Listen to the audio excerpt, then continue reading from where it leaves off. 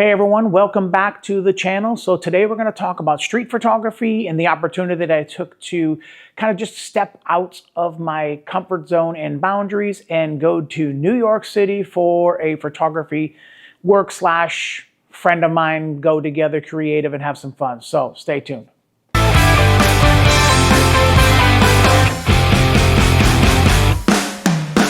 Hey everyone, welcome back to the channel. So today we're going to talk about street photography and how it can be a good outlet for a creative to step out of. Me as a wedding photographer, it doesn't become monotonous and every wedding's going to be the same, but sometimes you're limited within that wedding day to only do so much. So it makes things a little bit challenging sometimes to be able to really step out and be really creative on purpose and have the time to do it. So William Russell and I decided we were going to do a bus trip to New York City and do a trip out there. So when we got there, the plans were to go and do that. We got on a bus trip, didn't have to do anything. I had a wedding the night before, so we talked about the wedding on the bus trip and stuff like that. So we decided we were going to make it simple with one body, two lenses.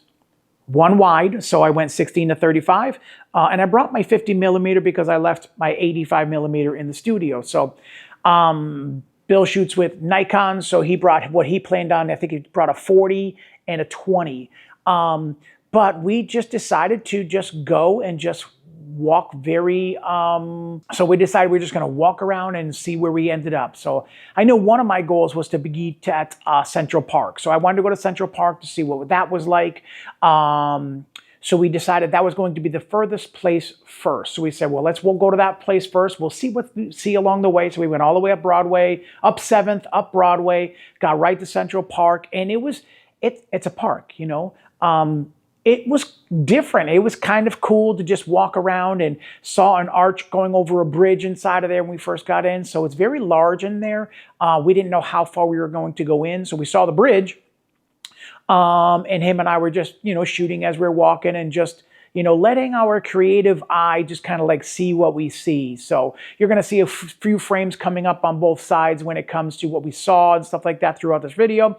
That as we're walking up to, now I've got one sling on, one camera. As we're walking up to this bridge, there's these 4 people standing there kind of looking around. They've got their cell phone and they're looking around like this. And I knew right away what they were doing. So they saw me with the camera on my side as I'm walking up. And she didn't have to get one word out of her mouth. And it was like, hey. I said, yes. She goes, you knew what I was going to ask? I said, of course I knew what I was going to. She goes, I saw the professional camera. We figured, why not? So I was like, you know what? Let's do it. So line them up against the corner of the bridge, underneath the tree, took a couple of pictures there with their cell phone, brought it over to the other side, did some pictures on the other side. And of course, yes, I gave them my business card because New York's not that far from me. So I gave them my business card. They started following me on social media. So let's see where that goes. We decided to walk a little bit more and stuff like that. So we saw some, the pigeons, man, they're brave. They don't move at your feet as you're walking by. You can literally kick them and they wouldn't even move. So not that we did that. So as we're going through the park and stuff like that, we decided we were going to come out right on the other side of the entrance or exit, however you're coming in or going out at Central Park, is Trump Tower. So we decided to do, I think it was Trump Tower. So we decided to take a couple of pictures in front of that. And I had my GoPro, my Insta360, not GoPro, I had my Insta360 on top of my camera mounted there, just for me to do a couple of video clips along the way. So I decided we wanted to go into the subway. We didn't pay to go past the part of the gate, so we stayed on this side, which just has a fence in front of us. We were trying to shoot through the fence, and we really wanted to play around with some slow shutter speeds. So I was at 1/5 of a second in shutter mode, so the camera picked the rest of the stuff as far as ISO and aperture. We focused inside of there. We got some really cool blurry shots that go by with the train and stuff like that. So at 16 millimeters was kind of cool. Focus on one point, let the train trails do the rest of it, kind of thing like that. So we came back up out of the subway, and as you're coming out of the stairs, It's like a big opening and it just goes up. So we got a couple of shots of that too. So it was just kind of fun and different to just walk and be creative and just see what we see when it came to that. We walked quickly through Times Square because we wanted there more of the lights. So we wanted to wait till later in the day, and the bus was picking up us near the Times Square anyways. So we came back to Times Square, went through there, and then we decided we were going to go to, then we came back and decided we were going to go to Grand Central Station. So as we're walking, it just started to sprinkle a little bit. So we decided to keep walking, got to Grand Central Terminal, which was the wrong side of the building. So we had to go all the way around to the other side. Finally got to the right side and walked in there. And if you've never been there, it's iconic. Times Square, iconic. Central Park, iconic. Grand Central Station is just absolutely amazing. Now, you can't do with a tripod in there at all. So no legs on the ground. You can only walk around. So I did a couple of slow speed shutter at 1 second handheld. I put it down on the railing kind of thing like that. But everybody's doing pictures. Everybody's doing, you know, selfies and everything else like that. So we decided we were just going to be a little bit more creative and just take pictures for the element of what it was. It is shooting very, very wide. They got this beautiful lit up screen of an American flag that I just absolutely fell in love with. So there's a centerpiece in the middle, information booth. Above it has a big clock at the top of it, and it shows on all 4 sides. So I took a picture of the clock with the American flag up behind it. That was kind of cool. So I was not praying and spraying. I was being very selective with one frame at a time, looking to see what I saw. And it wasn't like, you know, every 5 feet we were taking a picture of something. So we were just lollygagging along and just having fun and just walking like almost aimlessly. So came through there, did everything we wanted to do up inside of there, came back out to the street, decided we were going to head back to the direction of Times Square. So now it started to rain. So I bought a $10 umbrella. And I had one of those travel bag rain bags for rain sleeves for digital cameras. So I put one of those on. Bill put one on his on. Put that inside of there just to kind of keep the elements from landing directly on the controls and the thing. So they're weather resistant, not weatherproof. So we were very, very careful about that. And it wasn't thankfully pouring. It was not pouring. So the rain drizzled. So it was enough to kind of keep my hood off of my glasses, kind of thing like that.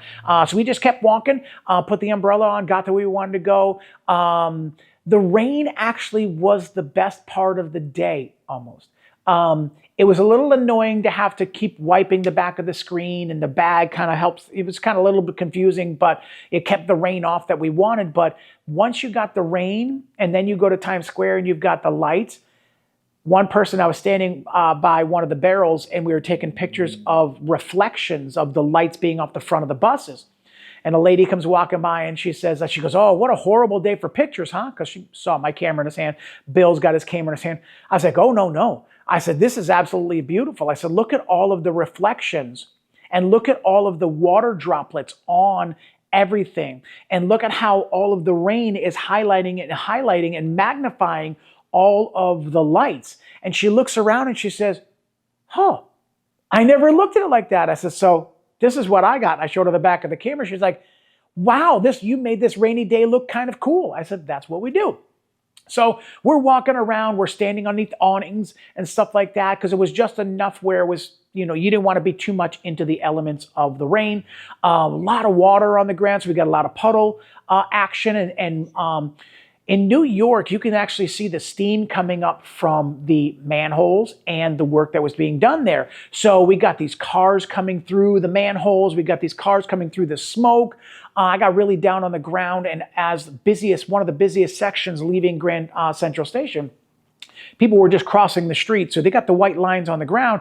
I got really low to the puddle, and I got the reflection of the people walking, and I got all of their legs coming at me. So it was really kind of cool to see all of the stuff going back and forth, side to side and stuff like that. So street photography is not my element, but we decided we wanted to try it. But both Bill and I were walking around like, it was so relaxing to not have to worry about having to come up with a shot and having to do this and we were just shooting for ourselves. And it was so much enjoyment in that. It was actually very, very pleasing to be able to do that because we didn't have to worry about anything.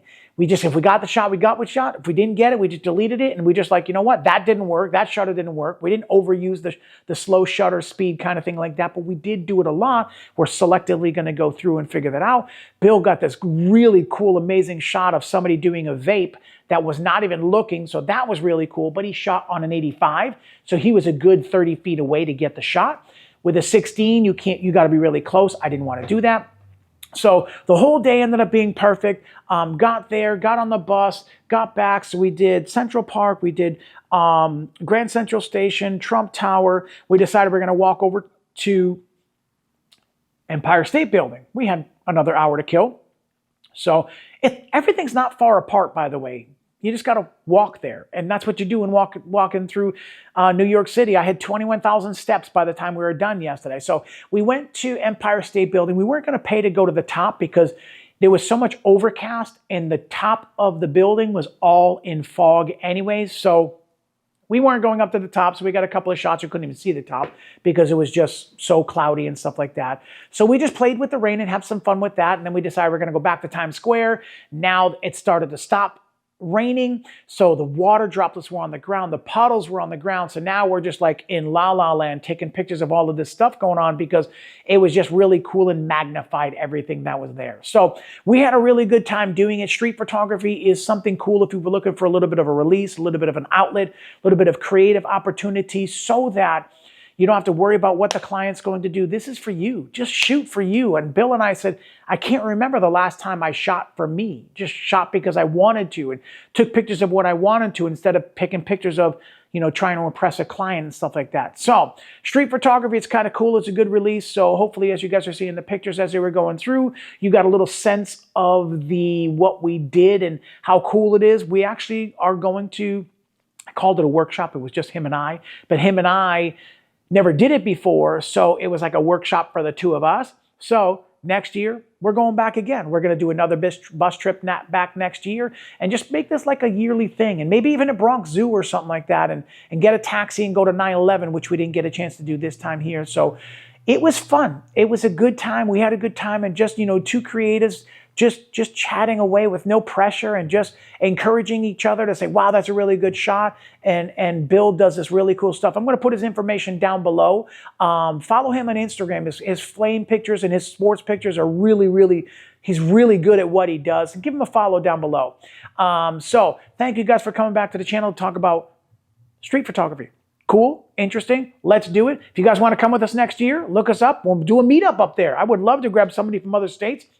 Meet us up in New York. That would be really cool and show you guys what we did and learn from you guys at the same time. So thank you guys for coming back to the channel. I appreciate it. I appreciate you. Thank you guys for coming back to the channel. Hit that like button. Put your comments down below. If you guys have done street photography or interested in doing street photography, I'll get to your comments later on. But thank you guys for coming back to the channel. Look Bill up and remember to smile more because it sure does hurt less.